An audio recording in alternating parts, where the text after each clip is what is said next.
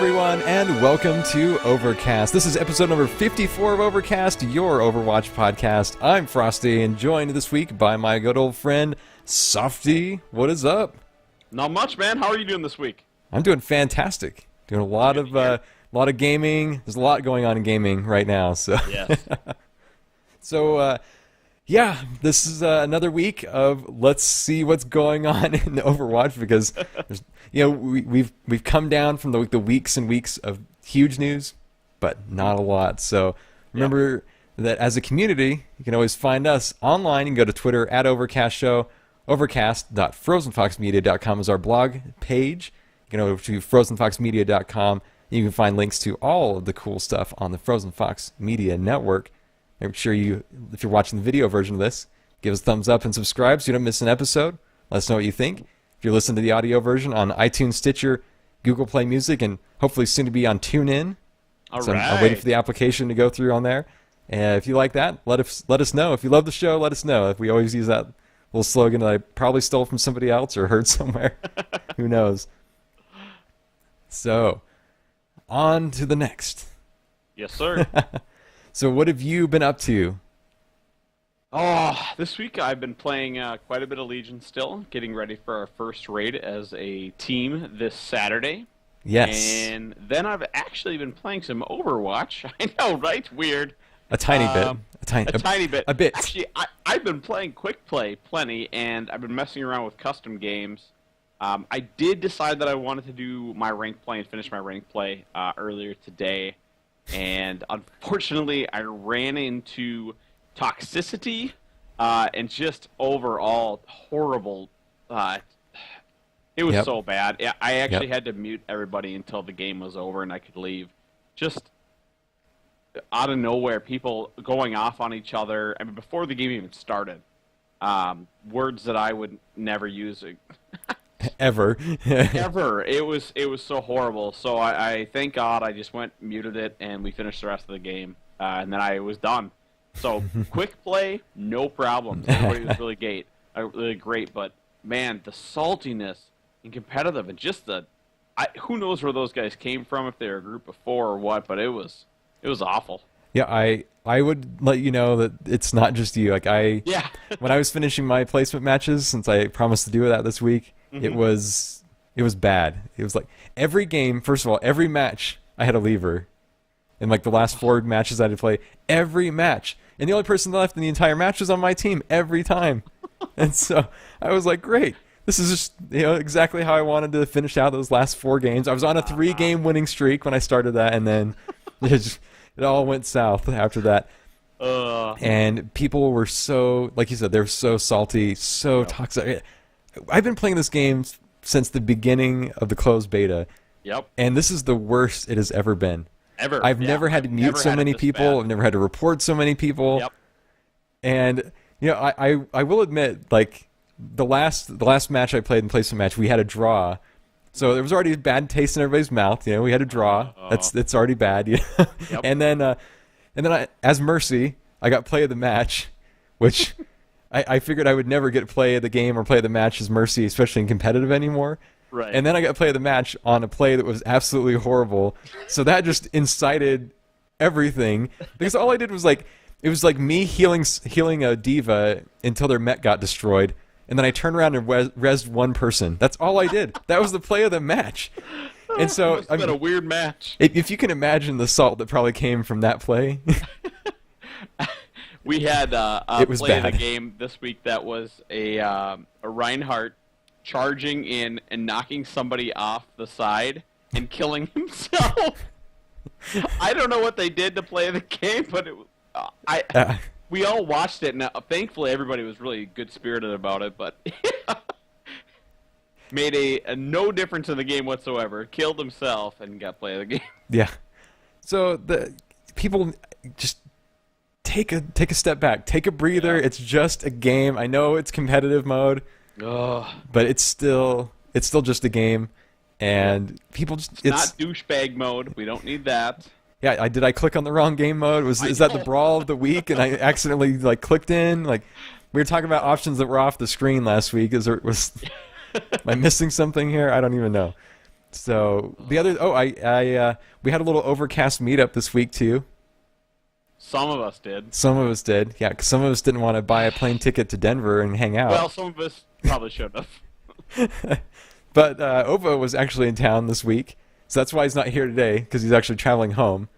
But we got to go hang out. We went and had burgers at the Cherry Cricket. If you're in Denver, you know probably what the Cherry Cricket is. It's like the best burger place in Denver.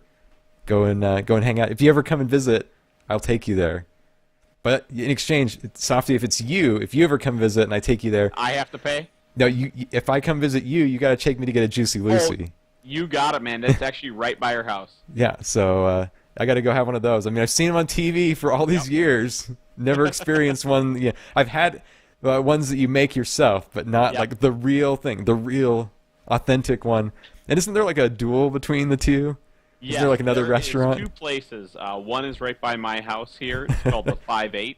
And then there's another one downtown. When the guys came in from CTR Meetup, we went there, and we went both places. One we actually got into. The other one was so packed, we actually couldn't get in. Nice. Yeah. There you go. So doing that and working on Pixel Prowler, our video game website that we've been doing. I did a whole lot of background stuff on that this week as trying to get that off the ground. So thank you everybody who's visited and followed that. So let's keep the ball rolling. Speaking of keeping the ball rolling, yes, sir. We got some news to talk to you. Talk about. Let's talk to the news, right? So, okay. Hey, news, how are you doing out there, right? Dearest news. The good thing is we have news to talk to. So we do have a PTR patch that went live yesterday. Yep. And, well, do we want to say that it was revolutionary? Probably not. No. If you're an Ana player, maybe you like it. Maybe you don't, though, either. Maybe, yeah. That's true. a little up and down. So let's talk about Ana. Like, what about that Nano Boost ultimate cost increased by 20%? Yeah, they said it was charging a little too fast, and I guess I haven't played her enough to understand that, but I'll take their word for it. It's not a huge nerf. I mean, it's 20%. It's not 40%. But still, that's pretty significant when you think that it's coming 20% or 20% slower now. Yeah, that's almost a quarter. So think about that. And also, the biotic grenade's radius was increased by 1 meter, so it's now 4 meters instead of 3. Yeah. So that's the good part.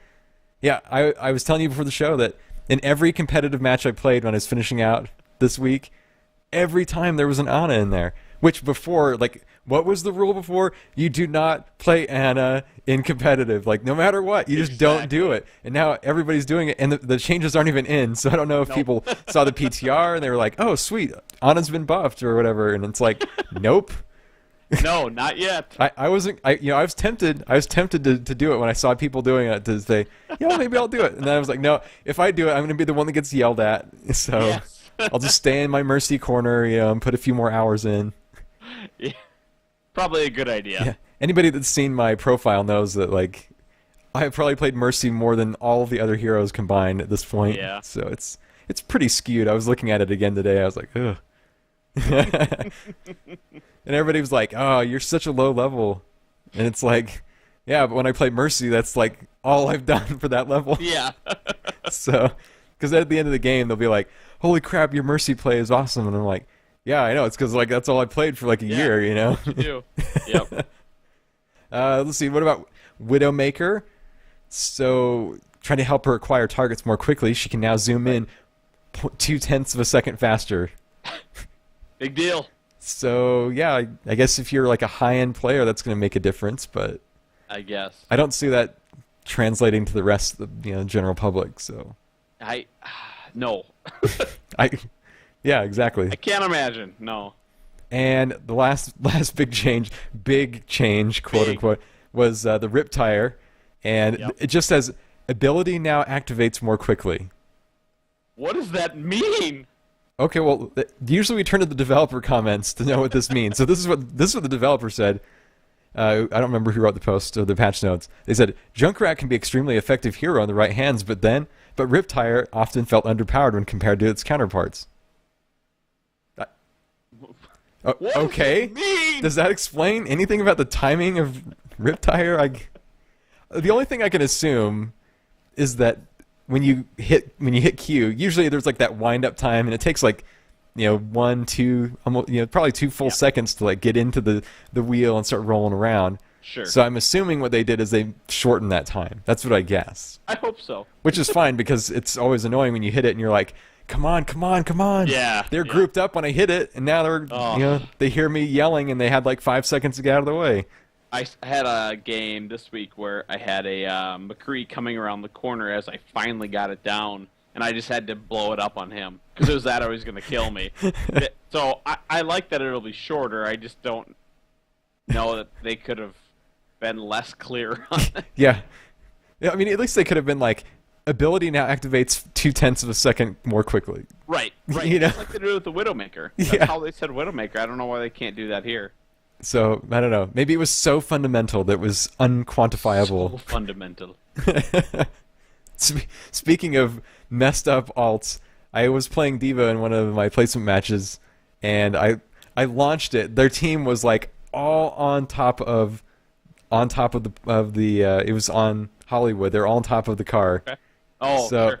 I got behind them, and then I launched the mech, and it went past them, and it went into the little doorway inside the building, and so no one got hit by it. And I was just like, and of course then they were like, "Oh, look who's behind us and doesn't have a mech anymore."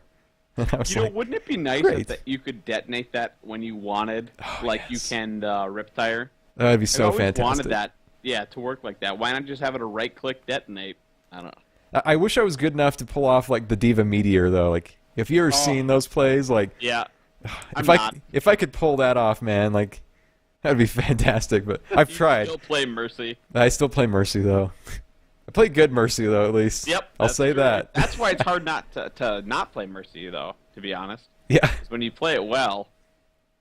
Everybody's like step off though now because they all want to play Lucio. I know you want to play Lucio, so we can double heal. It's viable. It works. Yeah. We won today in it. So I had a few moments where I booped people today with Lucio. And there's very few things in life that feel better. See ya. Torbjorn came around the corner and I just kind of smiled and boop.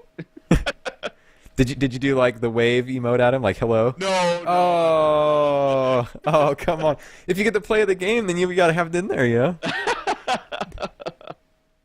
No, but it's amazing what Boop can do to, when he goes molten core and you just boop him off the edge. Boom. Nice.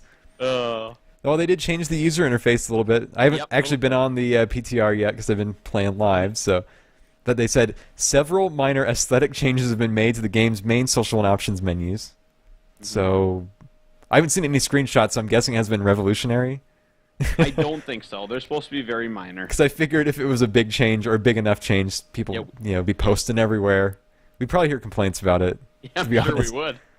And they removed several stats that were duplicated for certain heroes. So there's a lot of stats out there. That's true. Yeah. And then a lot of it had to do with controllers, dual zone controllers, and bug fixes. It looks like they're still. They might have gotten a handle on Hanzo's disappearing arrow, finally. Or how about the disappearing Hanzo? Or the disappearing Hanzo. Yeah, you're telling me about Stealth Hanzo. Stealth Hanzo. I had a Hanzo today who ulted and just disappeared right in front of me. He was gone. As soon as it ended, he came back, and all of a sudden there he was. It's very strange. So it's like the WoW Hunter ability, like camouflage or whatever we used to have. Like camouflage, yep, exactly. So he's just like, oh, whoa, what are you gonna do? Where am I? It's like, a pretty good ability when you think about it. He'd be untargetable during his ultimate. He just falls through the world instead. That's what's gonna happen now. This one was kind of interesting though. Like, speaking of Ana. I never noticed this one before. I haven't seen it happen, but apparently there was a bug for it. Fixed a bug that allowed the payload to heal players even when they were negatively affected by the biotic grenade. Yep. So there were several bugs with Ana. I don't know that they actually worked them all out before release. Seems like there's quite a few things to clean up on still. But yeah, that's a pretty big bug. If you put a dot on somebody and they just hop on the payload and negate it completely. And then the last one I haven't seen either. Fixed a bug that allows Sorry, I'll start over. Fixed a bug allowing some heroes to be seen in the sky when viewing certain highlight intros in Volskalia Industries. So I don't know if like we had heroes like, look, what's that up in the sky? It's a bird. It's a plane. It's a ragdoll mercy corpse falling to the ground. I don't even know. Yeah, whatever I that don't know was. if this was like a pre-match issue, or what this was. My only thought was it would be an issue if you could see the other team before you selected yours. Yeah, but I think if it was anything that big, they would have fixed it already. You do know though that the when you get your after game like little everybody standing there in their victory pose. Yeah. You do know that that's like rendered in the game, like on the map. It just the game places your characters in that spot on the map. And I think it was like Overwatch myths, the people who do all the game myths that did all the Overwatch series. There was one where the person was playing Mei. They found out where that is on the map, on one of the maps, and they put up an ice wall. So when the enemy team, when they got their highlight there was just an ice wall in the victory screen. And I was like, awesome. that is perfect. Love it. Props to them for figuring that out, because I love it. By the way, Lucio Ball, Mei makes a really good goalie. Just FYI. It's going to happen. She's pretty good. Yes. So let's get on to the World Cup. Let's do it. So Ova and I, at BlizzCon this year. How dare you? Ooh. That hurts the feels. Shots fired. So we'll be watching the Overwatch World Cup, and these 16 teams have been selected. Luckily, Team USA made the cut. Can you imagine if Team USA did not make the cut on home soil and they're done? Pretty embarrassing. Yeah. So we get Team USA, Team Canada, Team Brazil, and Chile from the Americas. And I'm from Minnesota, so I get Canada and USA. I know. Canada's awesome, man. I like that flag. Yep. Not gonna lie. So how about Team Europe? We got Sweden, Germany, France, Finland, Russia, Spain. Mm-hmm. So we're starting to hit the heroes. A lot of the heroes in there, Yep. You notice one team though that is notably missing, and that's like Team UK. Yeah, United Kingdom actually doesn't have their own team. I thought that was interesting as well. Yeah, that's it's a no home turf team for Tracer. Yeah, because Sweden and Finland have their own team. Mm-hmm. Spain and France and Germany have their own team, and Russia. It just feels like the UK should be in there. I know, right? You think so? Yeah. But you're right. And then here's who made it from the APAC. We have China, South Korea, Taiwan, Singapore, Thailand, and Australia, New Zealand. Good day, mate. Anybody want some barbecue? Right. So there you go. We'll see who wins and how the brackets all play out. I don't know if they're gonna have a bracket system when it comes to the BlizzCon rounds. I haven't seen yet. I would think with 16 they'd use a bracket. I would think so too at this point. So yeah, I mean I think that would make a lot of sense. You divided them up randomly, though I'm sure they don't want like USA and Canada playing each other first round, so they would divide that up for maybe a better match down the road if they can. What we need is like when you have college basketball and you have like the ESPN college basketball. Not the bracket challenge because you have like the big reveal show that takes like an hour and they go over the whole bracket. Yes. When it's just like like last year somebody leaked it and it's like okay good we got it done in like 5 minutes. But I wonder if they'll do like a thing about that. I think they did it with Heroes of the Dorm, like some of the final teams. Oh okay. So I wonder if they'll do it with BlizzCon. But I was showing Kaz this the other day because I have my big, huge box of BlizzCon stuff from forever ago. Mm-hmm. Back in like 2009, 2008 BlizzCon, they actually had in the program, which you don't even get a program at BlizzCon anymore, which is sad. Right. But at the program, you had like pages and pages of full-color, awesome prints of all the professional athletes or esports athletes that were in there. And then all the tournament brackets and everything were in there, and you could fill them in. That is really cool. I was just thinking, how cool would it be to do a Overcast edition of the Overwatch tournament bracket? We should do it. Let's make our picks, and then I'll do it. What we'll do between the three of us is we'll have some kind of bet, and the losers have to do something, Overwatch can't. Ova can't cut his hair for a year. Yeah, well, see, if you do that to me, it wouldn't matter because I don't have much hair to grow. So My wife would kill me, so I wouldn't have that option anyways. So we'll figure out something. That's a good idea. We'll keep that around. So I like it. So all we have to wait is for the pairings, right? We just have to wait for the pairings. We'll figure it out, And and me and Nova will report from the floor. There we go. So Battle.net is retiring. We talked about Chris Metzen retiring, everybody else last week. Battle.net is apparently retiring as well. It's hanging up its. I know. It's unbelievable, right? It's unprecedented. It never made any sense in the beginning. I mean, you go to Blizzard's website and then you go to Battle.net's website, and I get why they originally wanted it to be like, hey, this is our customer-friendly new customer. Look at these shiny things, and this is like where the work gets done. Yep. But they're both Blizzard. I mean, it never made any sense to have this whole Battle.net idea. I mean, I will always remember my first, I think it was Burning Crusade, Battle.net Authenticator. Yep. With, I don't think it was Illidan, but it was a cover, like the cover art that I had. I still got the original. Oh, do you really? I have my original Authenticator. I got it in the first wave North America.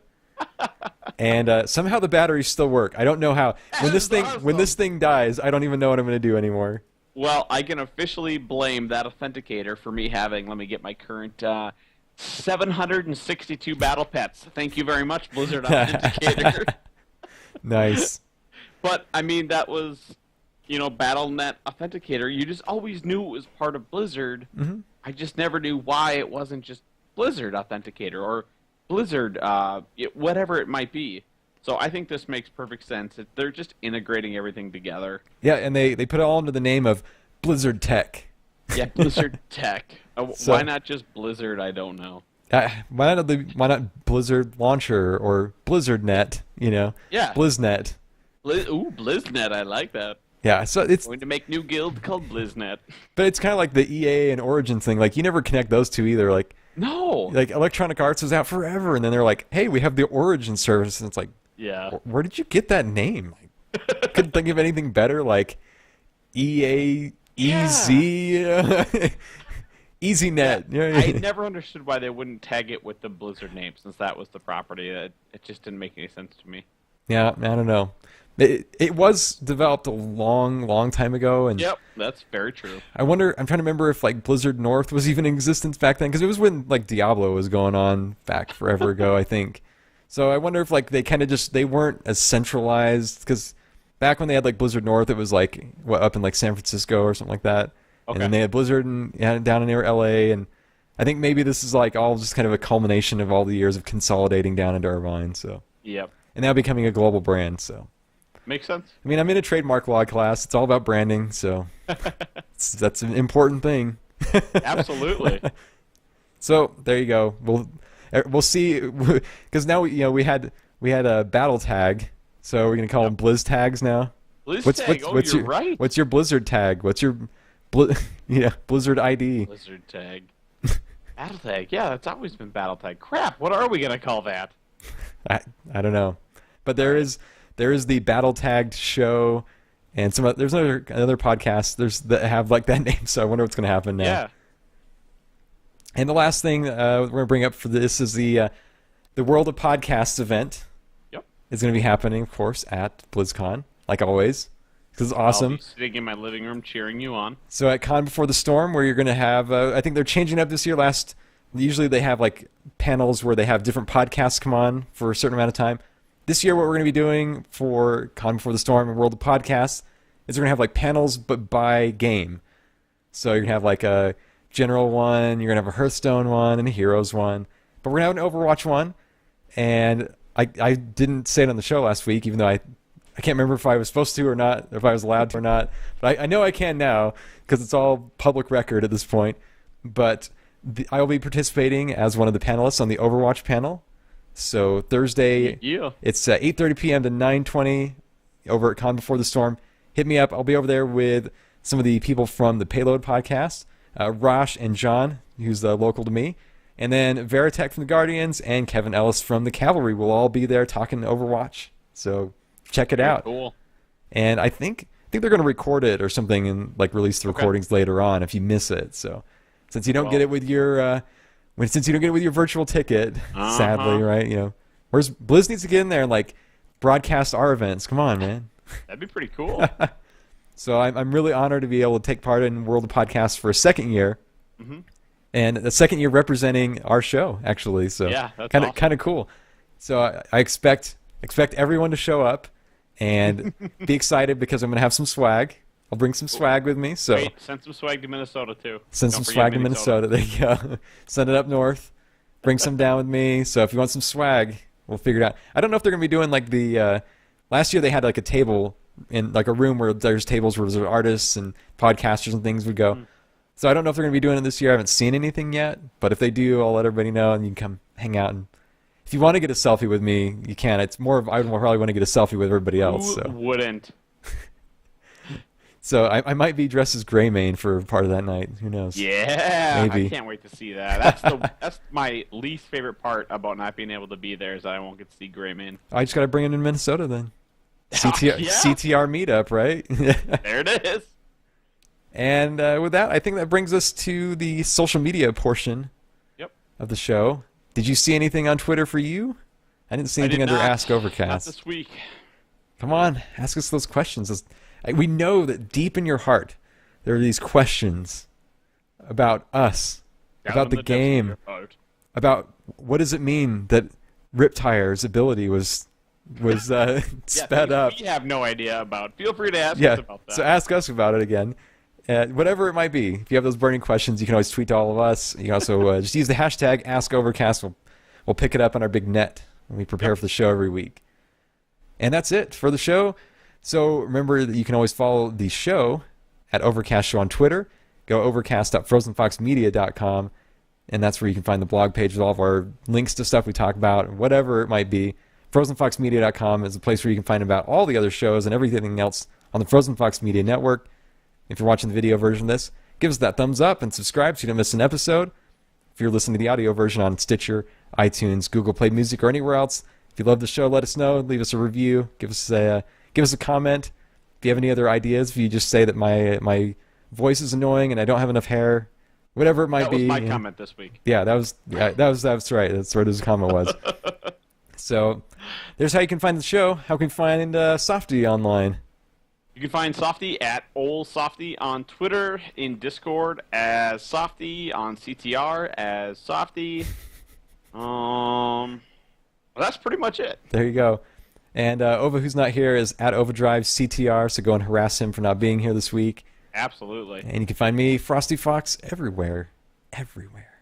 Actually, except for on Steam, there's somebody who took my name. I don't know how or why. So I had to change my Steam name when I got my Steam account forever ago, which I could not believe. That was like the only place that somebody had taken that name. That is one reason I love the name Softy, is because it is not taken anywhere I've ever been. I've just never seen it taken. It's so nice. I got to get on and trademark my name. That's what I got to do. You should. It's pretty expensive. The Frosty Fox. It's expensive though. I think it's over $300 right now for each class when you apply for a trademark. So, ugh. Jeez. Yeah. Either way. But anyway. Thank you, everyone, for being here for another episode of Overcast, your Overwatch podcast. This is the 54th edition of the show. So thank you very much for being here. We'll see you all next week. I'm Frosty. I'm Softy. And have a good one. Take care. Have a good weekend.